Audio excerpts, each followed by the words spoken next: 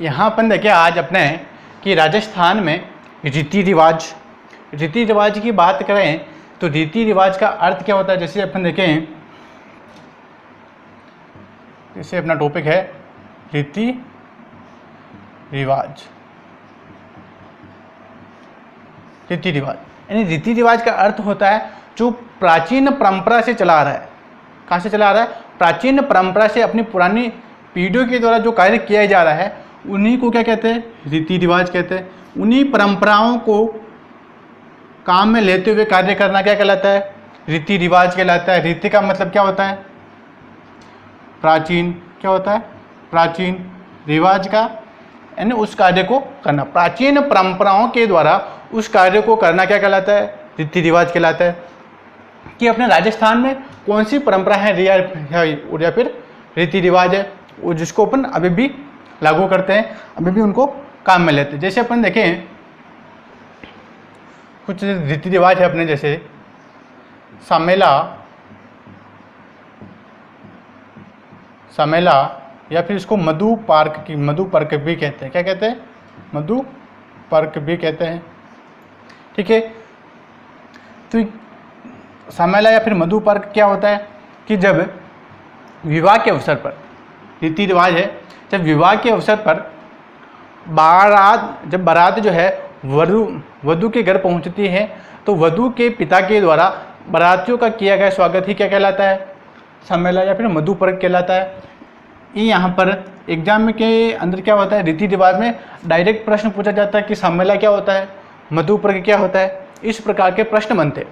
ठीक है, रीति रिवाज में जैसे इसमें देखें जब वर वधु के घर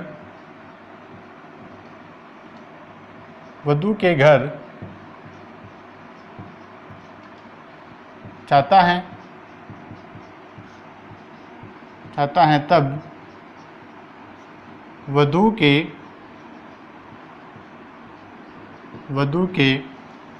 पिता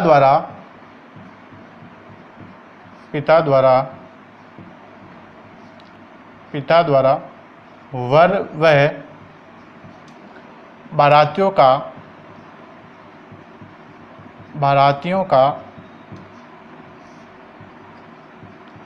किया गया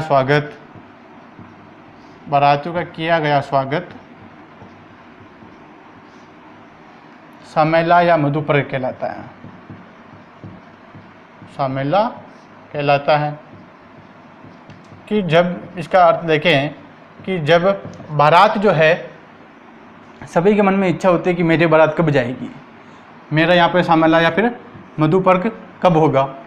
ठीक है, सभी के मन में इच्छा रहती है मेरा कब होगा। सभी का नंबर एक बार सभी का आता है। सस्पेंस को धैर्य रखना चाहिए। ठीक है, जब वर वधु के घर पहुंचता है तब वधु के घर जाता है या फिर पहुंचता है तब वधु के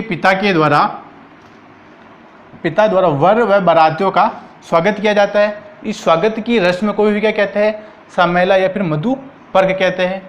कि उनका फूलों के द्वारा उनका स्वागत किया जाता है, माला पहनाई जाती है, एक दूसरे से परिचित करवाया जाता है। और इस प्रकार से जब दोनों का मिलन होता है, दोनों संबंधियों का, उसको समेला या फिर मधु पर्क कहते हैं। ठीक है, नेक्स्ट बात करें अपन इसमें दूसरा देखें, बिंदोली। क्या है? बिंदोली का देखें कि इसमें बिंदोली का वैसे सबको ही पता है। बिंदोली क्यों?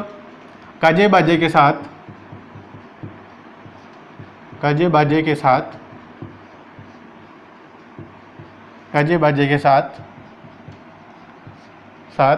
वर या वधु को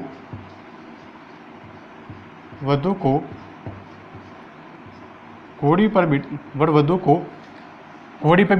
या फिर रथ के ऊपर बिठाकर भी उनको घुमाया जाता है। तो घोड़ी पर बिठाकर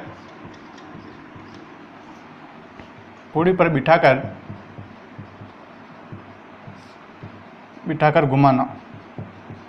कि बिंदुली ऐसे निकालते हैं कि वर या वधु को घोड़ी या पर रथ के ऊपर बिठा दिया जाता है और फिर किसी मोहल्ले में घुमा दिया जाता है, तो उसको क्या कहते हैं, बिंदोली कहते हैं।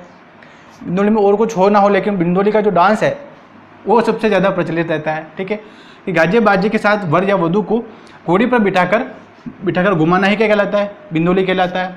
एक रस्म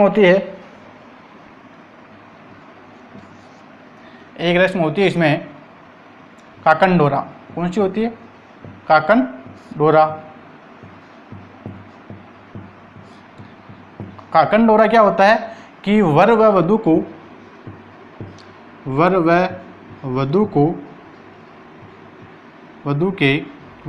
के विवाह से पूर्व, यानी जब उनके अपने अपने घर पर वर व वधू के हाथ में बांधा जाने वाला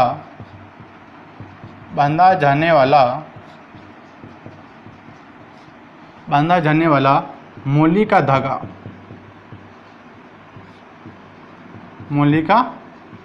धागा, कि जब विवाह होने से पहले अपने अपने घर पर क्या कर दिया जाता है, काकन डोरा बांधने की परंपरा रहती है। बांधते नहीं बांधते, हाथ में बांधते, पैर में बांधते हैं, इस प्रकार से बांधने की परंपरा रहती है, किसी के दाएं में किसी के बाएं में।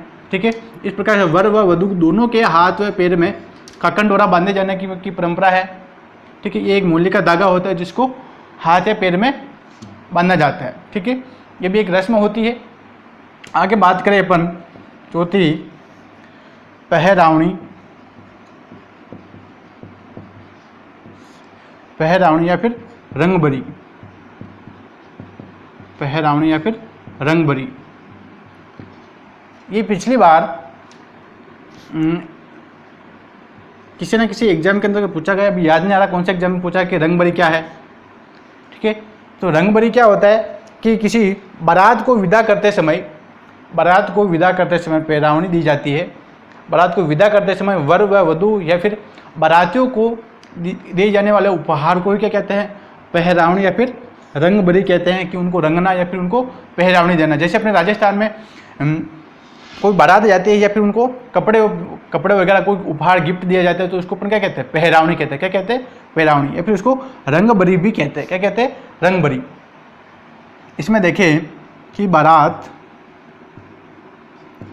विदा होते समय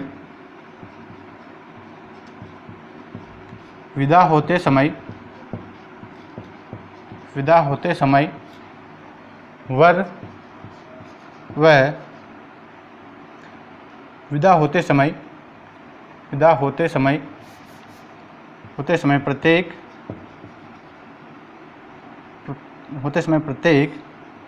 प्रत्येक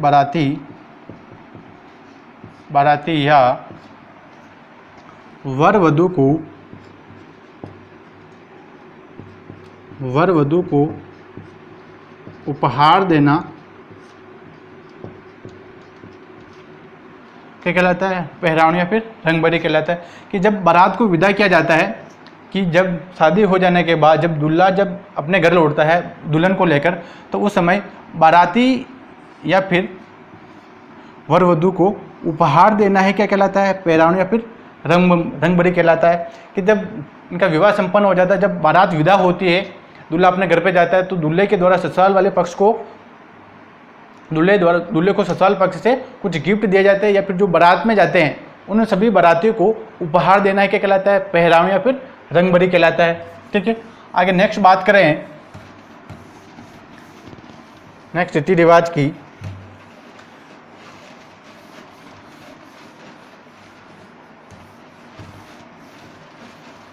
नेक्स्ट देखें, इसमें जैसे मुकलावा। क्या होता है, मुकलावा या फिर गोना या मुकलावा एक ही चीज़ है। कि ये क्या होता है कि जब मुकलावा या फिर गोना क्या होता है कि एक,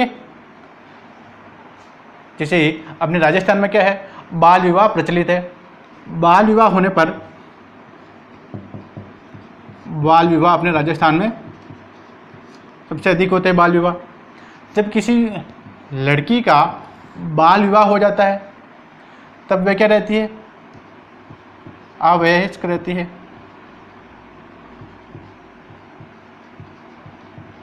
अवयस्क रहती है, तब वह जब वह वयस्क हो जाती है तब उसको ससुराल भेजा जाता है। इस ससुराल भेजने की परंपरा को ही क्या कहते हैं, कोना या फिर मुकलावा कहते हैं। जैसे वयस्क कन्या को विवाहित विवाहित विवाहित वयस्क वयस्क कन्या को वयस्क कन्या को ससुराल भेजना ही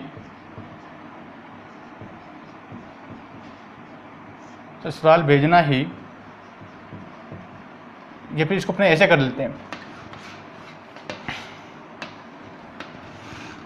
विवाहित अवयस्क कन्या,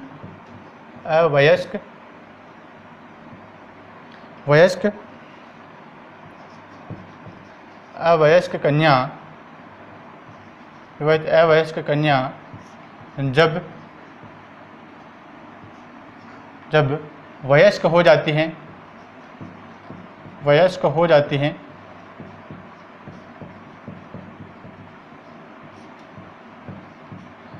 तब उसे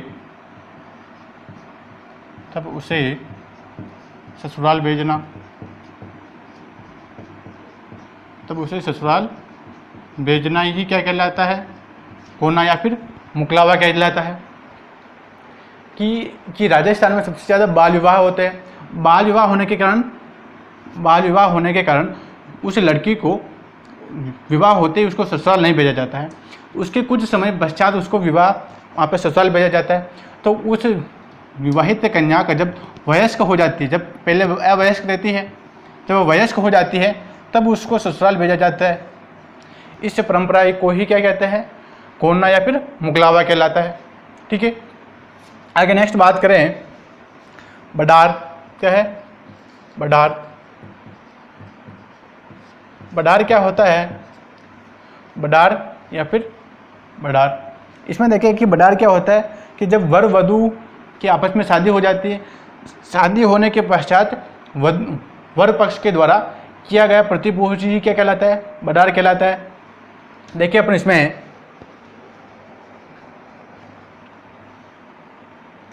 कि विवाह के पश्चात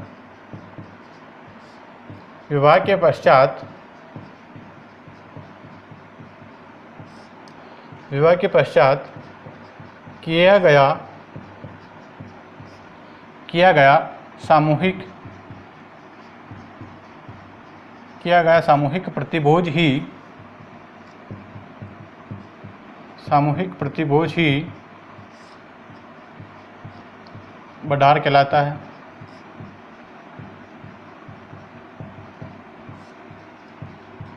ये प्रश्न ऐसे हैं जो मतलब कम लोगों को ही इनका अर्थ पता होता है।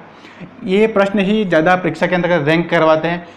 जैसे पूछ लिया जाता है, जैसे पिछली बार मुकलावा पूछा था एक एग्ज़ाम के अंतर्गत कि मुकलावा क्या होता है, तो लोग उसमें कन्फ्यूजन हो जाते हैं कि मुकलावा क्या होता है, मुकदमा होता है कि मुकलावा क्या होता है, कि जब विवाहित जो वयस्क हो जाती है तब जाती है, या फिर किसी के बच्चा पैदा हो जाता है तो तब बाद में उसको ससुराल भेजा जाता है, उसको कहते हैं।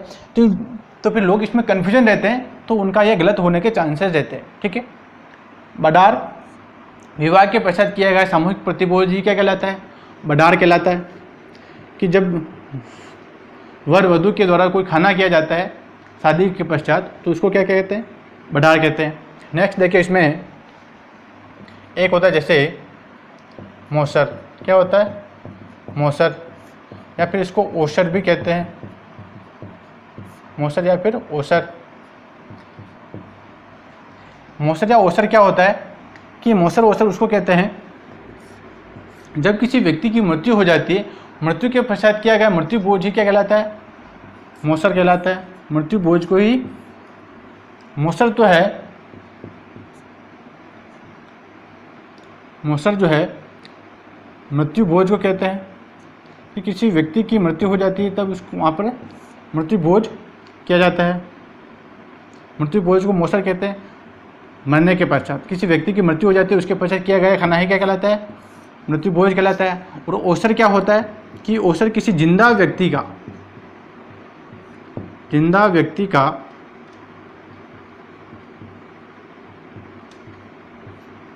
जब व्यक्ति का जिंदा रहता है तभी उसका मृत्यु भोज कर दिया जाता है।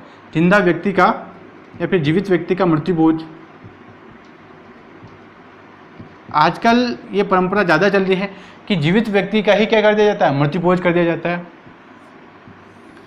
इस आदमी को लगता है, जो जीवित रहता है, इस आदमी को लगता है, ओसर वाले को, कि मेरे बेटे अगर मेरा मृत्यु भोज करे ही नहीं करे, मैं जिंदा रहते ही क्या कर लूँ, ओसर करवा दूँ, ताकि लोग नाराज नहीं हो।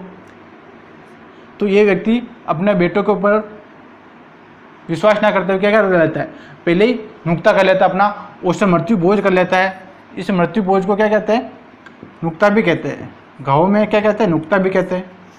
वो नुक्ता किसी माता के नीचे जैसे डे या ढे अपन लगाते हैं, तो इसको भी नुक्ता कहते हैं। और मृत्यु भोज को भी ही गाँव में क्या कहते हैं, नुक्ता कहते हैं। इसको भी नुक्ता ही कहते हैं। ठीक है, कि जीवित व्यक्ति का किया गया मृत्यु भोज क्या कहलाता है, ओसर कहलाता है। और मरने के पश्चात किया गया